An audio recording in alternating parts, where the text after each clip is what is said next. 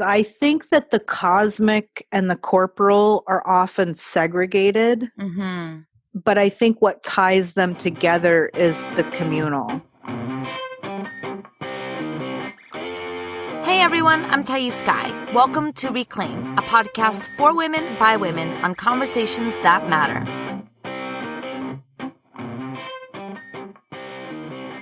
Hello, all you brilliant, beautiful beings of the world. How are you doing? I am Thais Sky. Welcome to my podcast, Reclaim. I am so happy to have you here. I have a couple of news to share before I bring on Dyana for the interview today. First, for those of you who support the Patreon, thank you so much. Actually, Dyana and I talk a little bit about Patreon. She supports my work through Patreon, and I had shared earlier in I think it was mid-January, I had shared that I wasn't sure if I was going to continue on with Patreon because I was not really able to deliver on the promises that I made for those in my Patreon community. And so I asked them, listen, I created this platform because I want to thank you for everything you do for the podcast and your support for the podcast. And I made all these things because I want to give them as gifts to you, but they're feeling a little unsustainable. So I would love to know, what would you like to receive from me? And the overwhelming response I got was, Thais, you're doing enough. We are here to support the podcast. We're not here for any additional gifts. We appreciate you, and we just want to see the podcast be sustainable. And I so appreciate every single one of you who give even just $1 a month for this podcast. It so helps. It helps so much, in fact, that I've been debating whether or not to bring somebody on to support with the production of the podcast. Right now, I do everything. I find research guests, I email them, I schedule with them, I interview them, and then I do all of the editing. And the reason why I got Patreon was every dollar that you support me there goes towards the production costs. And to offset some of the production costs, or some of the production that I do, I would like to bring on a supporting member, someone who can edit the audios and make it amazing without it being me, an amateur audio editor. And so I have decided to bring somebody on that's going to support my podcast and edit my audios. I'm so happy. Right now, Patreon covers 50% of the costs. So I'm putting 50% in from my own pocket. But it's worth it. It needs to happen. I want this podcast to be done in the most amazing way. So this is where, though, I need your help. If you're listening to this podcast and you would like to see it continue, if you're liking the interviews and you want to see this keep going, I really need your help raising the other 50% of the production costs, so that I can keep it going. So you can learn more about Patreon at patreon.com/Thais Sky. I would love that very much. And also, starting in March, I'm going to start doing these episodes where I'm going to be answering your questions. For those of you who are not familiar, I am a life coach and I'm currently getting my master's in clinical psychology. I have been coaching and teaching this work for 10 years now.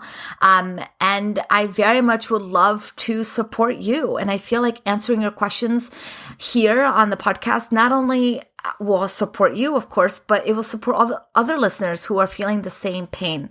So if you have something going on in your life that you would like some support around, particularly as it relates to the worthiness wound, relationships, intimacy, building trust, being in your body, belonging, finding a sense of home within yourself.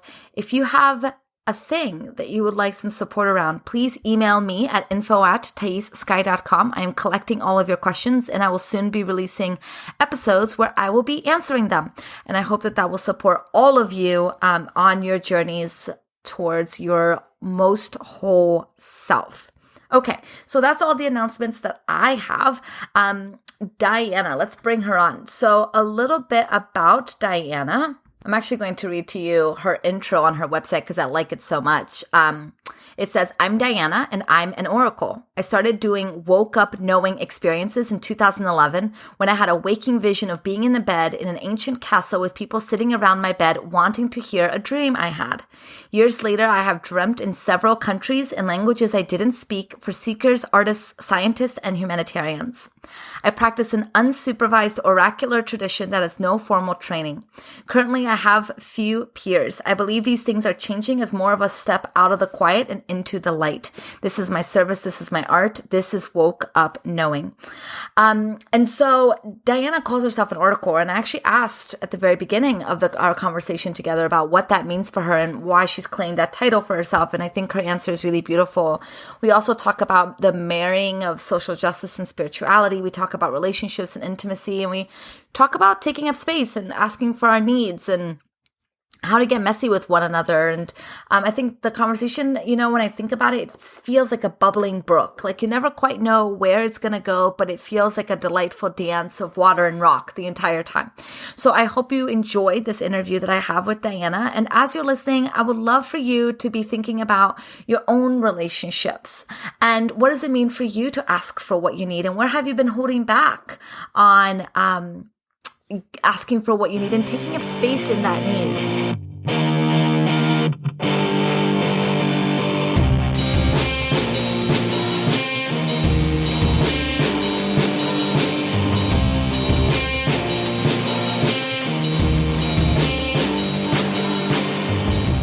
Hello, Dyana. Thank you so much for joining me on Reclaim. I'm so excited to have you.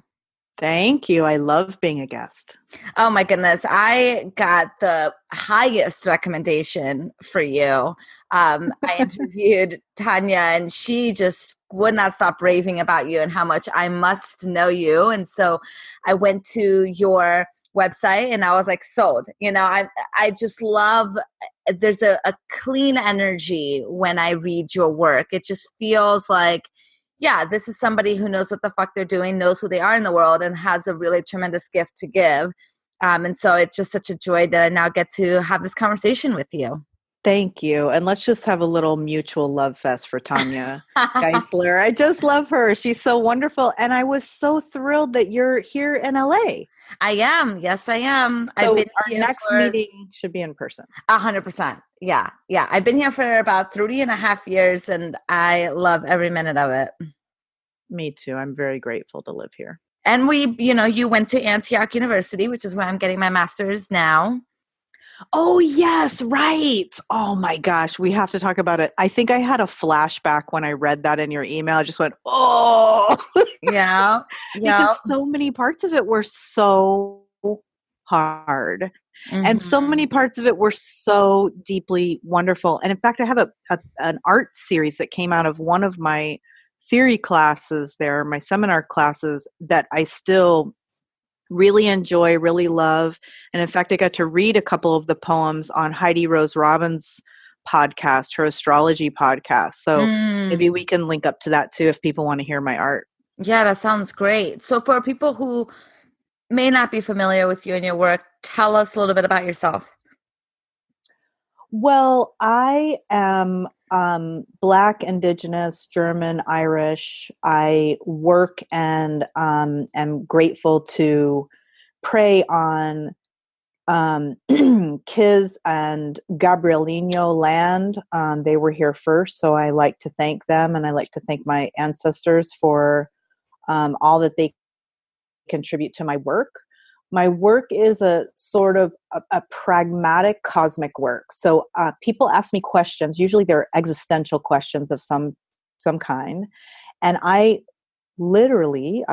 should say actually, not literally. I actually go to sleep and then I share my dreams. Now I claim my dreams. They're my own subconscious. They're symbols from my own awareness of the astral plane. And I share those with my clients.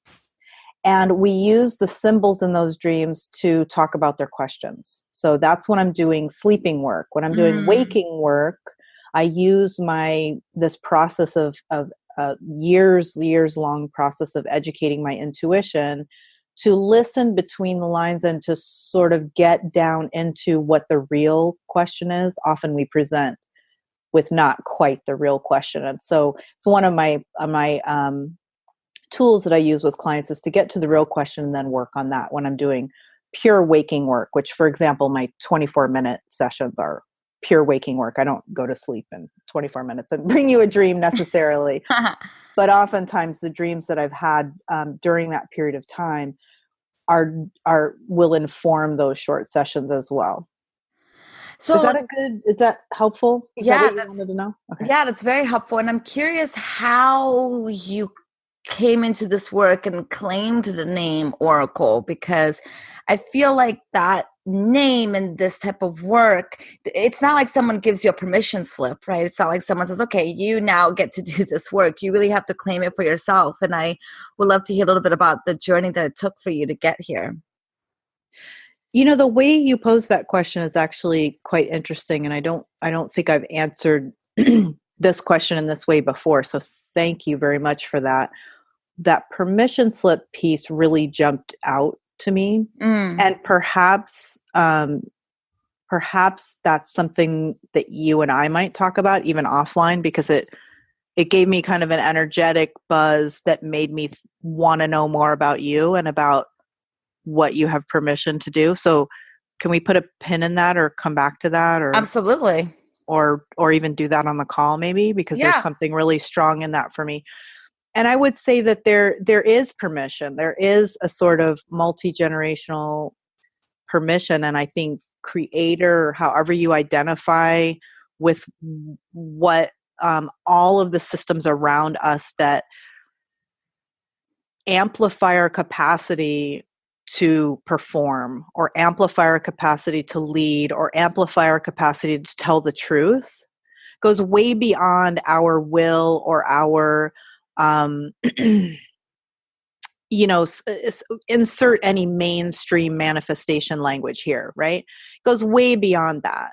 So I think that the work has been nourished, sanctioned, supported, amplified by many people who came before me and who helped me see myself and recognize my responsibilities, my social and spiritual responsibilities. So it's not really, I used to think of it as an individualized sort of experience. And I think the way that I've answered this question in the past, because most interviewers ask me this question, many clients ask me this question about the Oracle moniker. I didn't use that at first. That was actually used by a couple of other people to describe my work.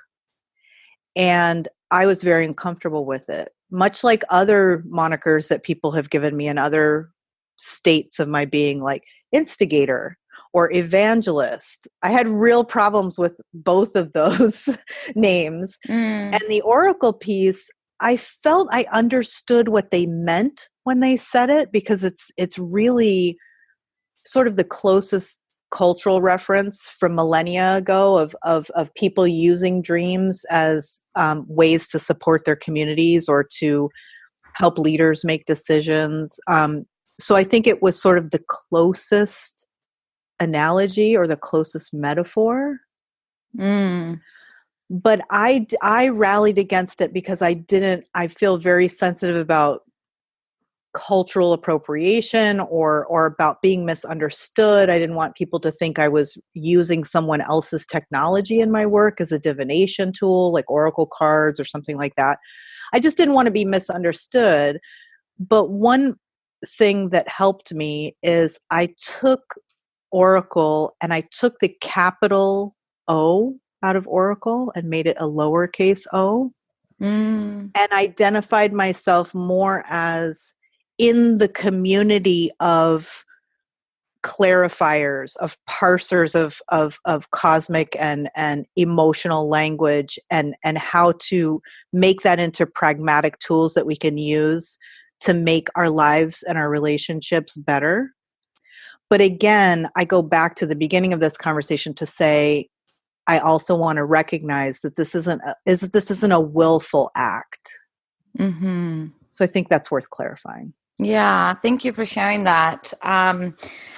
Something that I kept thinking about as I heard you speak was, you know, you use language of a lot of social justice language, like liberation in your work.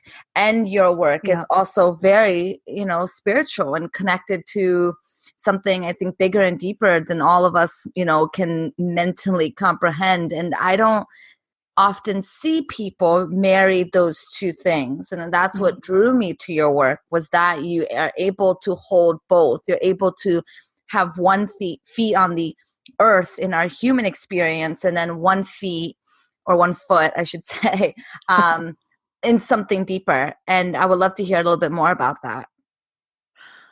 Yes, I think that the cosmic and the corporal are often segregated, Mm-hmm.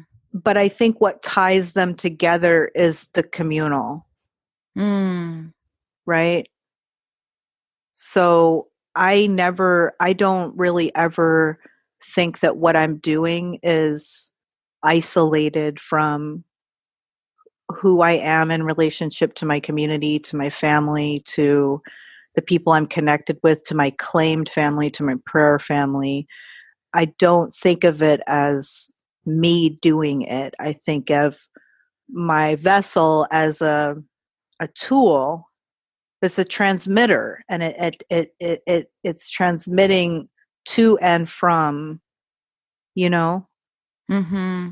those spaces. But I think oftentimes people romanticize the cosmic and say, "Ooh, how do you do that? Ooh, I want to know what that is." Or, and I think, well, nothing. They're not disconnected. When I'm closer to my community, or I'm more aligned in my prayers are more organized for my people as opposed to for myself.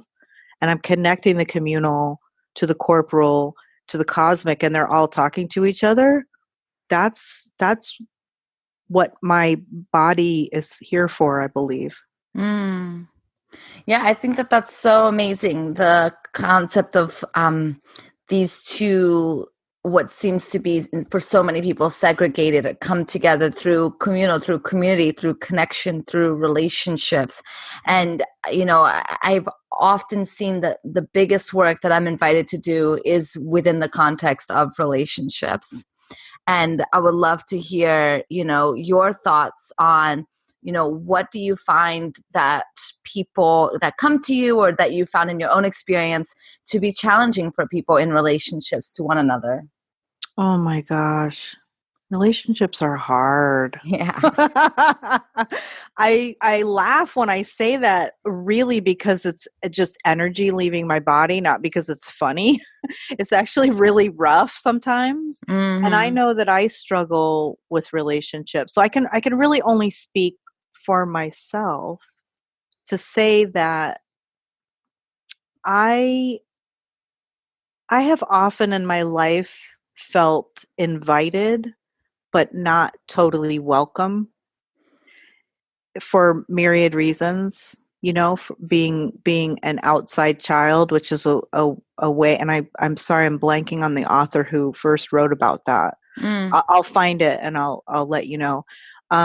But I am my father was married to someone else when I was conceived, and when I was, you know, for my whole life. And my mother, so I'm outside of a marriage. I'm a child outside of a marriage, right? Which has Mm. been termed lots of different things. So being an outside child, being a mixed kid, um, in, you know, a time when there, you know, we weren't exoticized at that time, or celebrated. You know, now it's like really cool to be mixed, right? Mm. Mm-hmm. And so, and being, you know, having, you know, this background, like I didn't know that I um was Blackfoot until I was an older teen. And so I didn't have a intellectual connection with being indigenous. But I had a corporal and a cosmic connection. So I was always really drawn to drumming and singing, and I couldn't tell you why, but as a little kid, I knew that I had a relationship with nature that was unlike other people around me. And I didn't know why. It just seemed like being different at the time.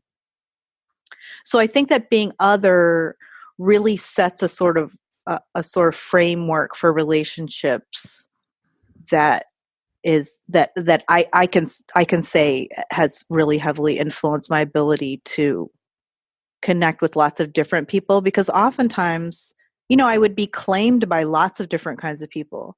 You look like you could be one of us. Come over here. Mm-hmm.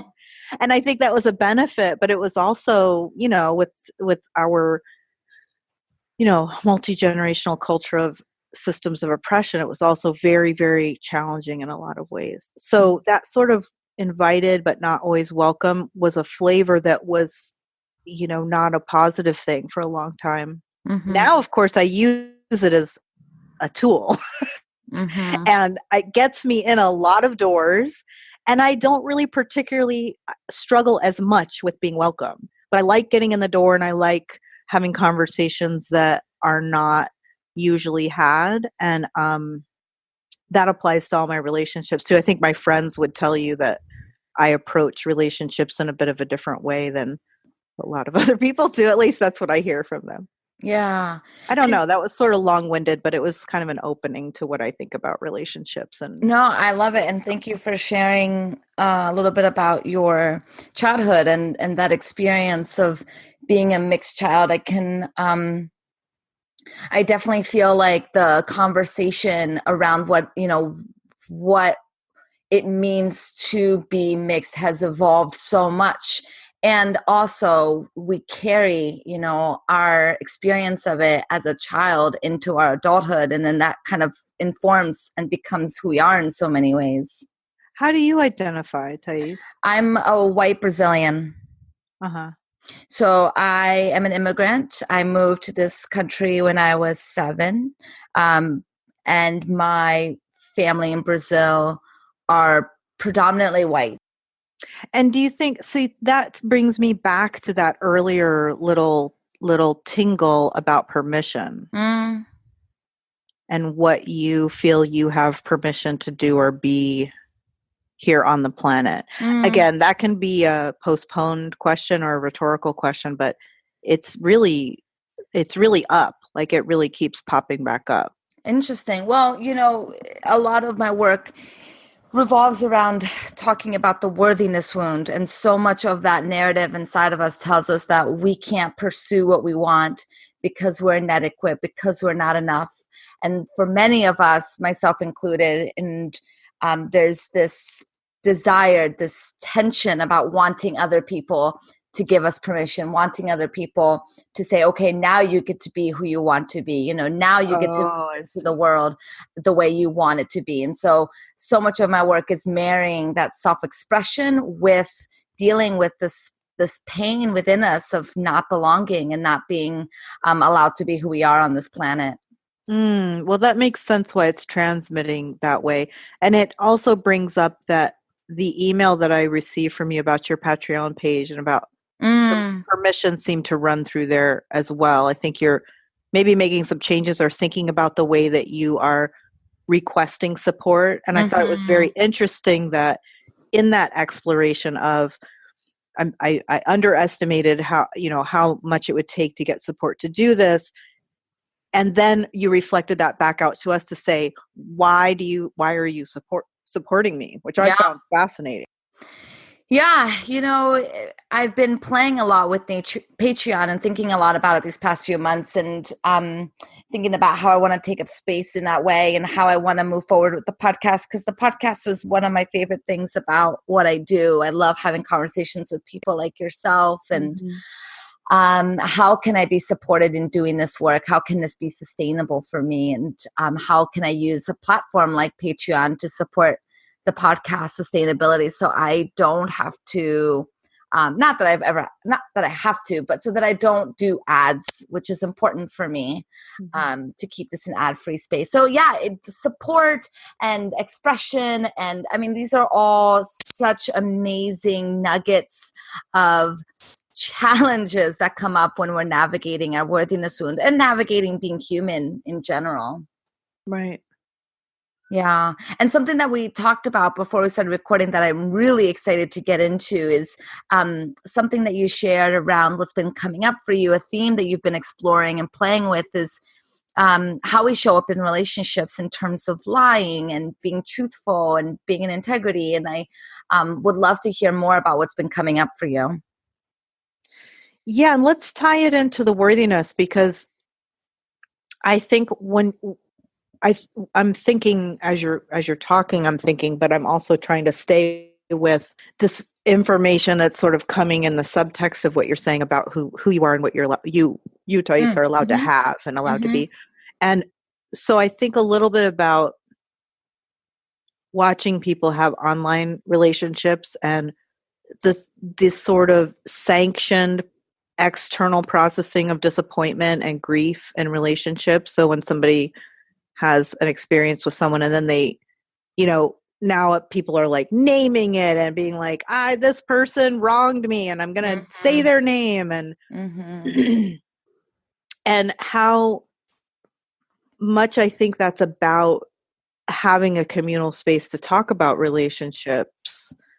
But I also am always really curious, and I ask myself this question. So I had a very kind of upsetting and disappointing experience yesterday where someone, a colleague, a sort of light colleague, online colleague of mine, broke up with me by text. And it was so, it had so many layers to it. There was so much in the transmission, and really the transmission was, I don't want to have anything to do with you, Dyana. And there wasn't really a detailed explanation, but it was a very firm closed door.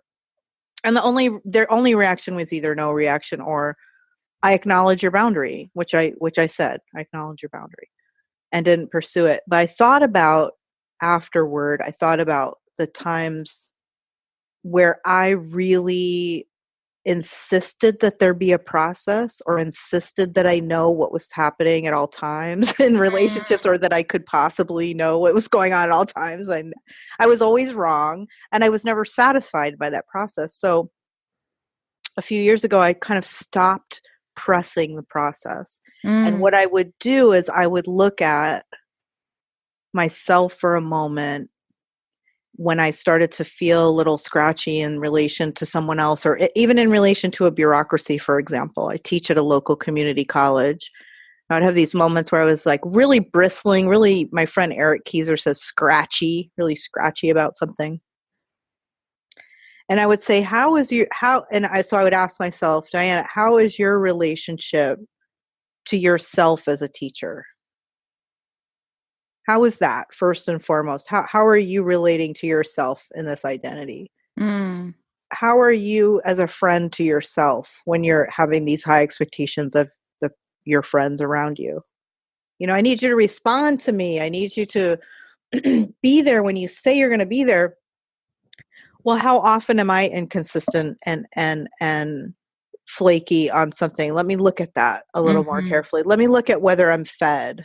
And that was a new exploration for me, to try to figure out how I could be in relation to these systems of friendship expectations, family expectations, by starting with how good am I at it? Because I suck at it a lot.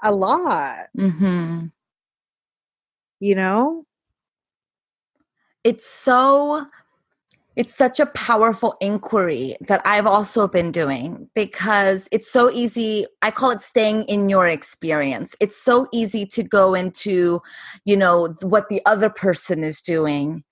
And it takes a breath. It takes a moment. It takes a step back for us to ask, well, what are we doing? It's not just about, well, that other person doesn't like me. Well, what do we think about that person? And what do we think about ourselves in relation to our community and in relation to creator, in relation to our greater community? How is our navel gazing of like, oh my God, that person doesn't like me, help, my students have better education, help my family have more sustainable income and access to resources? You know what I mean? We can spend so much time like introspectively, like, what am I doing? How am I feeling? How am I, deserving of this? It's like, well, wait a minute. What are we really talking about? Are we not like separating ourselves from the source of healing and the source of true deep care and tenderness and like sustainable love when we're like, you know what I mean? I don't know. I'm conflicted about it, Thais. What do you think about it? Well, I think there's the both and. I think it's important for us to be naming our experience instead of othering our experience, because it's by naming and being intimate with what is coming up and the discomfort, of being in reality with our inner world is so critical. And then, contextualizing it, I think, is such an important lens of this is how I feel and this is the context in which I'm feeling it in, to help us, like you said, get out of the navel gazing, to get out of our own self-centeredness and locate ourselves in the belonging amongst those around us. So I think it's really self-awareness and other awareness is both so critical. And I often see that when we're so focused on others without checking in with who we are, what happens is we're displacing all of our feelings and projecting them onto other people. Right. And it becomes a sort of a disconscious process. Exactly. Present. Yeah. I think I'm with you there. I can relate to this a little bit in the last couple of days because yesterday I was so hurt. I was just so personally like hurt and surprised, that someone could say, I don't trust you. I was like, my ego was so offended, I was like outraged. The umbrage, kind of rose up inside me. And I realized I really invested in the pain of that moment. And I completely forgot to pray. It totally eluded me. And for about 12 hours, because I think that was sort of 11 or 12 yesterday. I was in the middle of a work session. Shouldn't have been checking my texts anyway. And then had to continue working and then worked into the night. I probably worked until about 10 p.m. And I was still hurt by it, but it had turned into an artifact. It had turned into something that someone said, how was your day? And that's what I led with in the text late at night. And I immediately corrected myself. And you know what? I said, that wasn't really how my whole day was. But I will say that in the moment of answering them and catching myself, I realized I had not prayed at all. I hadn't prayed for clarity. I hadn't prayed for comfort. I hadn't prayed for the other person. I hadn't even acknowledged us as children of Creator and that we're here doing what we're doing for good purposes, and we're about uplifting other people. And I really believe that. And this moment that I caught myself, I just released it all. It all just released from my body in a different way. And I'm still sad. I'm still surprised. And I'm also really curious because I always feel like there has to be evidence. And so if there's evidence of me being untrustworthy, it's like, really, I want to know because I want to learn from it. But it's not her job to educate me. It's not her job to give me a full story that's satisfactory to me. She was taking care of herself, right? Yeah. But it was interesting how, to me, prayer for me personally, I never even talked about praying until last year.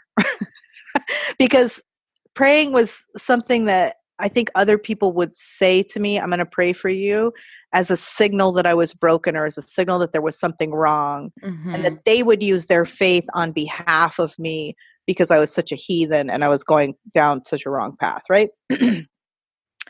And so I took it as a diss instead of an elevation or a loving thing. But I think particularly in this relational conversation we're having, and within the context of the cosmic, the corporal, and the communal, to me, prayer really helps those stay weaved together for me and helps me keep a good perspective and keep me on the road, you know? But I forgot it, I forgot it. And when it came back into my body, I was so grateful. And I think I had to be super tired to remember the right way. I had too much Mhm. energy in the early day to like fight against it. It's But I that, wonder how many of us are praying in our relationships, not just yeah. for a gain, but for service and for other people who normally we wouldn't pray for. Yeah, I feel like prayer asks us to surrender, to step back, to recognize that we may not be seeing the total picture. It, I think, helps us to remember our humanity and that we are not. I don't know. Sometimes I feel like we forget that we're mortal humans, and we think that we're these, godlike creatures that. Um, like omnipotence, right? That has this such big effect on everybody. And I think it's important to recognize our divinity, but from a grounded perspective and of our humanity. And I think that prayer invites us into that space. It's kind of like for me, whenever I go to the ocean and I see the vastness of the ocean, I'm reminded of my smallness, and not from a place of collapse, but from an invitation to remember my humility and to Yeah. remember that, there's something so much bigger than me at play. Mm. I recently, speaking of relationships and prayer and this connectedness, I wrote an email to my people close to me and people who might be even new to me, but who I want to be close to. I wrote an email about my birthday. My birthday is this Friday, January 25th. I don't know when this is airing, so it's either already happened or it's about to happen. And I wrote an email, and I often will invite people to something or check in or something, but I don't really do this kind of thing except maybe special birthdays or if I'm going to have a party or something. So I'm not having a party this year, but I started to write this email a few weeks ago about my birthday, how I wanted people to celebrate with me. Often people ask me, Diana, I don't know. What do I get you? What do you want? What do you're kind of hard to figure out. I don't know whether if you are into crystals or you, want to like gift card to Target. Like sometimes I'm a little bit hard to draw a bead on. So, and that can be even from people close to me, So I think that's kind of interesting, first of all, because I feel like I say what I like very often, but I don't think I actually transmit it. So I started to write this email about, I like gifts, give me gifts, and also come spend time with me. And then I got this and I think you might find this interesting about your work, and I think it relates back to our permission theme. Then I got my panties in a bunch and I started thinking about, I can't ask for that. I can't put a laptop on my Amazon wish list. That's just rude, or whatever. Mhm. I started spinning about it, and I'm editing this email. And this is like a 3-week email. Like I really worked on it, reworked it, worked it. So I ended up incorporating some promises. And this came out of a conversation where a friend of mine said, why did you add that one? Why did you put that item on the list? And I said, well, I promised this year to receive more graciously, like to receive gifts and really, Mm. instead of saying, oh, no, that's too much. Why did you do? Oh, no, let's share this. Like if you give me, a meal somewhere, well, then you have to come to the meal with me, whatever it is. I want to give half of it away all the time. So she was asking me questions, and I realized every request in a relationship is for some purpose. It's either for primary gain or secondary gain. Secondary gain is when you get into trouble, right? And the primary gain is usually pretty pure. So I started to think about what it was I was asking for. And so I asked, the very first thing I put on the list was, pray with me that we as a community can stay on purpose, in a good way and fulfill our cosmic assignments and and I started thinking about the people in my community, the people on the list. And I said, may our obstacles, pain, and suffering be relieved. May our spiritual and physical health be potent. Mm. I promise to be true to myself and the road. And it just came out of me in a way. I didn't compose it, super edit it, just came out. And I thought, if you read nothing else in my email, but you join me in that prayer, it's like one of the most intimate things I could have with someone. Mm-hmm. And it really surprised me. It really surprised me that came out. And so I would just put this out to the listeners and say, what is it about relationships, permission, prayer, the connection between communal, cosmos, corporal? What are those things for you? What's happening? And I say this in all my interviews, and rarely do people take me up on it, but I really love it when they do. I want to know. Like, go to my website, email me. My phone number's there. My email's there. I want to have these conversations because I think that we don't do any of this alone. Mm-hmm.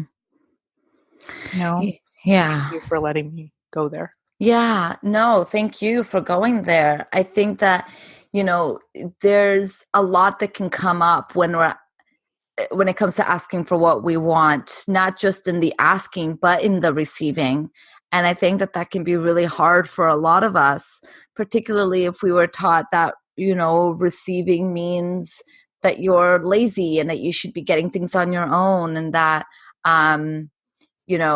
you as a woman, your role is to give, not to receive. Or that we have to keep track so we make sure we give back the equal value of something. Do you have any of that? Exactly. Yes, 100%.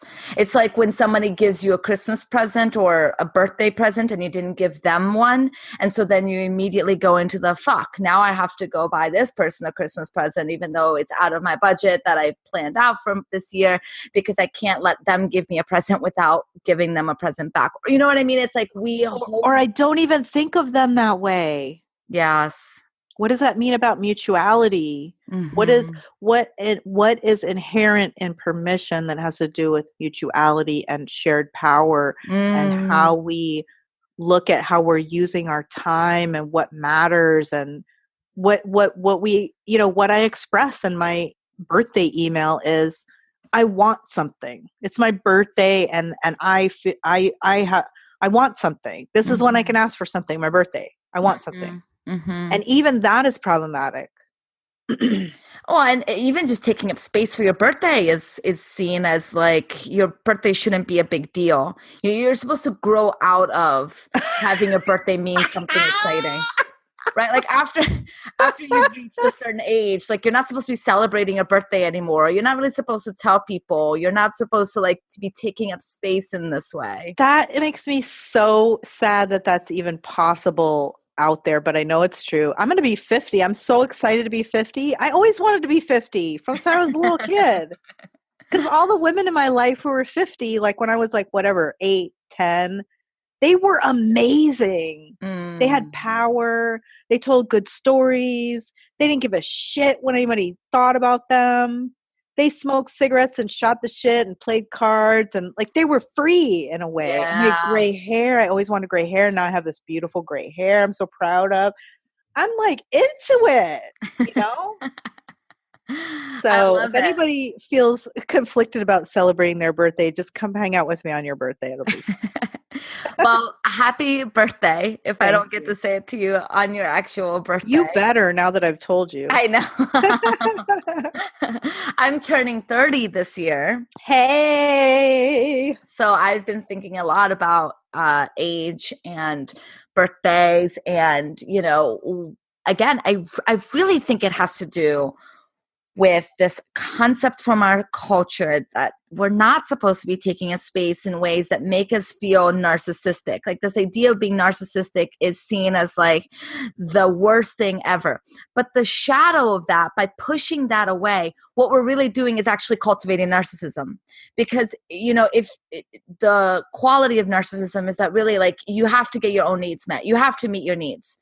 And if we study psychology, the origins of the word narcissist was not some weapon. It was not meant to leverage, to name you as a bad person. It was a defense structure. It's the way that you saw the world. And the narcissistic personality structure is just oriented towards the self. So there's nothing inherently wrong with the word narcissism or narcissistic personality structure. But then our culture, I think, and I would love to know your thoughts on this, has really turned any concept of self-orientation as selfish.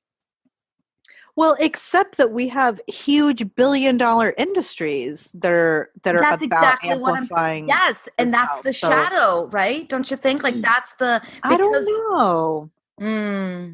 I don't know necessarily. It's kind of like what you're saying about the roots of Narcissa, who like entranced himself by some water and turned into a rock. I mean, there's like, he went a little too far, right? Mm-hmm. But I think that, the clinical sense of narcissism is not great. I mean, that's the framework of someone else has to be at, has to serve those needs as opposed to us serving our own needs. So I don't know. I'd like to talk more about that at some point. But I think that when the definition of self means me, myself, and I, as opposed to the self in context to service and in relationship to healthy community, and that as we amplify our health and we prioritize being well, we're then raising everybody up. And, I think that's good.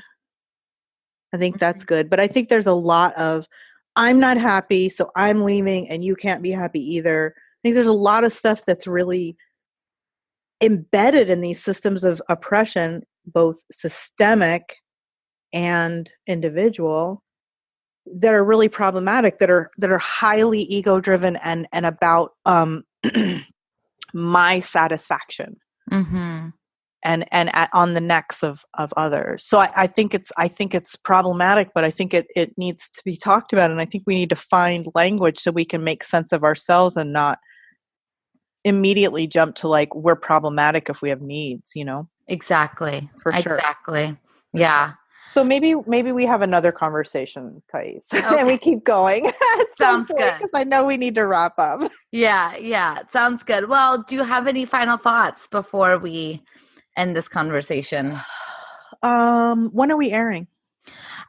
This will be coming out probably end of February. Okay. So I would say, as we enter the third or fourth month of this year, I'm really curious to hear how people's relationships are going. How has spring sprung? I feel like spring is one of those times when we sort of go outside and we look around a little bit. We've kind of come out of the holidays. Maybe it's getting warmer where we live, or maybe it's getting cooler where we live, but the season is shifting a little bit no matter where we are. And I would say as you look outside and you experience those changes, what changes are happening for you, and how do they relate to how you're relating to other people? I'd really love to continue the conversation with people. So that's what I would add. Thank you for that. Yeah. And thank you for being on Reclaim. I appreciate you. I appreciate your voice and your work in the world. And here's to an amazing 50th year around the sun. Thank you. So glad to be here.